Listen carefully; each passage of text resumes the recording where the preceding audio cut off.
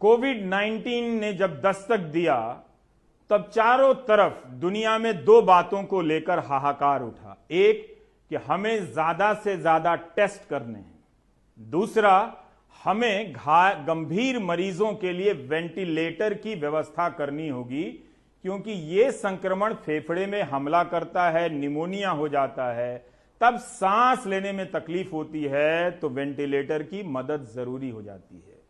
आपने मार्च और अप्रैल के महीने में ही खराब क्वालिटी के टेस्ट किट की खबरें तो सुन ली, ये देखना बाकी था, देख लिया, लेकिन अभी बहुत कुछ देखना बाकी है। गुजरात में वेंटिलेटर की एक कथा चल रही है, फर्जी जाली वेंटिलेटर की।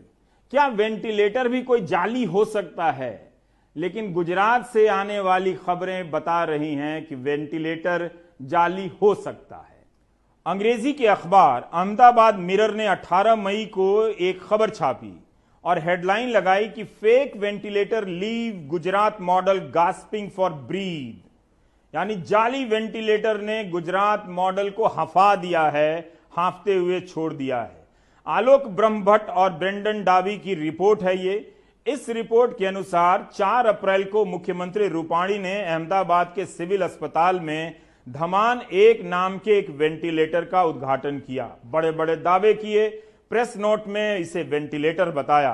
अखबार की रिपोर्ट में वेंटिलेटर बनाने वाली कंपनी के मालिक को मुख्यमंत्री का दोस्त बताया गया है। अब यह बात सामने आई है कि जिसे वेंटिलेटर बताकर प्रचारित किया गया वो वेंटिलेटर नहीं है, लेकिन तब तक गुजरात के कई सरकारी अस्पतालों में इस वेंटिलेटर को लगा दिया गया। 4 अप्रैल को मुख्यमंत्री ने यहां तक कहा था कि इस वक्त दुनिया में वेंटिलेटर की बहुत जरूरत है। गुजरात इस तरह का सस्ता वेंटिलेटर बनाकर कोविड से लड़ाई में विश्व नेता बन सकता है। गुजरात सरकार के प्रेस नोट में भी इसे वेंटिलेटर कहा गया। अहमदाबाद मिरर ने लिखा कि मुख्यमंत्री से संपर्क करने का प्रयास किया गया, मगर जवाब नहीं आया। लेकिन कंपनी के मालिक ने मान लिया था कि यह वेंटिलेटर नहीं है और सरकार को पहले बता दिया गया था। डॉक्टरों ने भी इस रिपोर्ट में कहा है कि नॉर्मल वेंटिलेटर से ज्यादा इसमें ऑक्सीजन पंप करना पड़ता है। हम इसका इस्तेमाल वेंटिलेटर की तरह नहीं कर सकते, इसका टेस्ट होना चाहिए। यह विश्व नेता बनने का चस्का थोड़ा ठीक नहीं है, वर्ल्ड लीडर बनने का। अभी 6 साल से हम वर्ल्ड लीडर बन रहे थे, अभी हम लोकल बनने लगे हैं। तो इसलिए हमें अपने सामान्य गति से अच्छा काम करते हुए चलना चाहिए, बार बार ट्रैक नहीं बदलना चाहिए। लेकिन वेंटिलेटर की यह कथा अभी पूरी नहीं हुई है।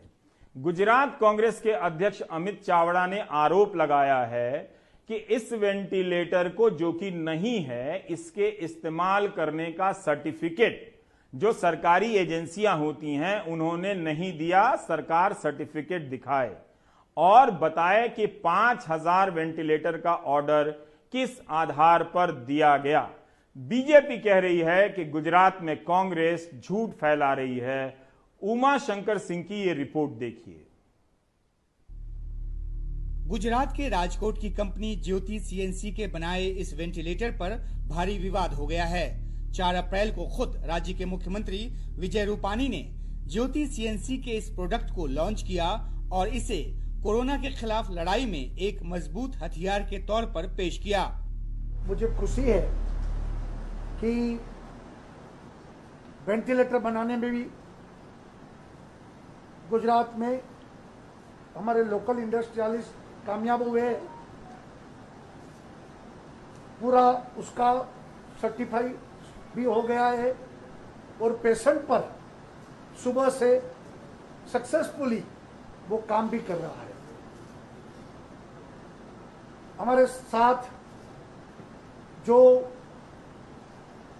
मैन्युफैक्चर करते हैं वेंटिलेटर, वो पराक्रम सिंह जी और उनके साथी जिन्होंने पूरी जिंदगी इस काम में विदेश में भी काम किया था, उन लोगों ने पूरी डिजाइन, प्रोटोटाइप, उसके पार्ट्स, उनके सप्लायर्स, वो सब मिलाकर 10 दिन में ये वेंटिलेटर बनाने का मिशन सक्सेसफुली हुआ है। मुझे आशा है कि गुजरात को तो शॉर्टेज नहीं रहेगा, लेकिन भारत के अन्य राज्यों में भी प्रोडक्शन बढ़ेगा तो उसको भी यहाँ से वेंटिलेटर, कोरोना के मरीज पर जरूरी वेंटिलेटर यहाँ से वहाँ भी भेजे जाएंगे।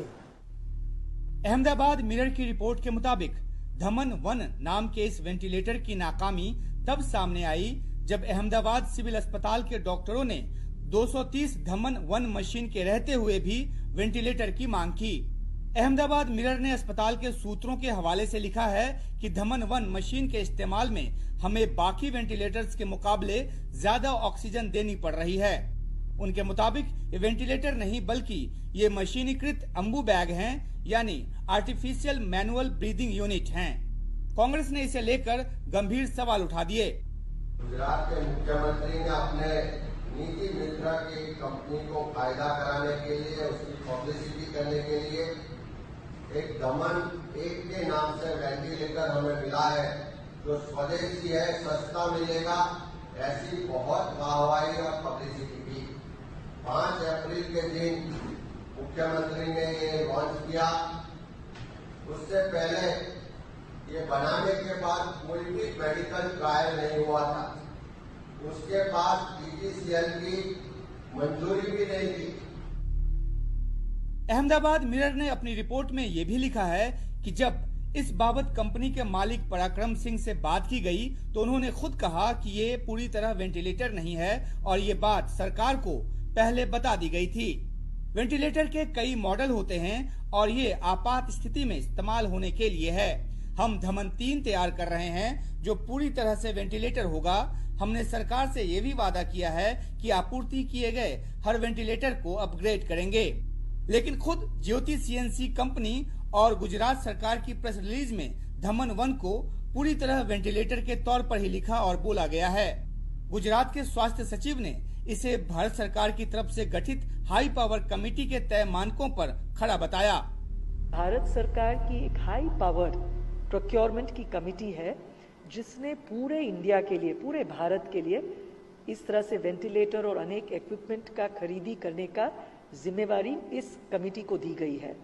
तो इस कमेटी ने जब वेंटिलेटर्स के टेंडर्स बाहर निकाले, उसके अंदर जो टेस्ट उन्होंने जिसका मापदंड रखा था कि ये एलिजिबल, यानी कि ये मापदंड परिपूर्ण होगा तभी ये इसके लायक होंगे, उसके अंदर IEC 60601 सर्टिफिकेशन का उल्लेख था और ये धमन 1 ने इसको बिल्कुल उत्तीर्ण किया है, इसको परिपूर्ण भी किया है। दूसरी बात कि भारत सरकार के ही हाई पावर कमेटी ने ये पूरी टेंडर की प्रक्रिया करके जितने कंपनीज उत्पादकों को रजिस्टर किया है परचेस के लिए, उसमें भी धमन 1 के जो मैन्युफैक्चरर हैं और ये इक्विपमेंट उसके अंदर भी उसका समावेश, ज्योति CNC का समावेश होता है। इससे भी एक बात स्पष्ट है कि भारत सरकार के भी जो नीति है, नियम है और जो लायक गिनने के जो अंक है, मापदंड है, उसमें भी धमन 1 परिपूर्ण तौर से पसार होते हैं और उत्तीर्ण होते हैं। स्वास्थ्य एवं परिवार कल्याण के प्रमुख सचिव का ये भी कहना है कि गुजरात सरकार को वेंटिलेटर डोनेशन के तौर पर दिया गया है, लेकिन अहमदाबाद में कोविड-19 से हो रही बड़े पैमाने पर मौत को कांग्रेस ने इस वेंटिलेटर की नाकामी से जोड़ दिया है। कांग्रेस का सीधा आरोप है कि विजय रूपानी ने राजकोट के अपने दोस्त को फायदा पहुंचाने के लिए इस वेंटिलेटर का प्रमोशन किया। आपको मालूम था कि इसमें पूरे स्पेयर पार्ट नहीं है, कोरोना के दर्दियों की सारवार की फैसिलिटी इसमें नहीं है, वो भी आपने क्यों दर्दियों में उसको आजमाया? और साथ में इतने ज्यादा लोग जो मर रहे हैं, उसकी एक ही वजह है कि ये दर्दियों को ये दमन 1 के भरोसे छोड़ दिया था।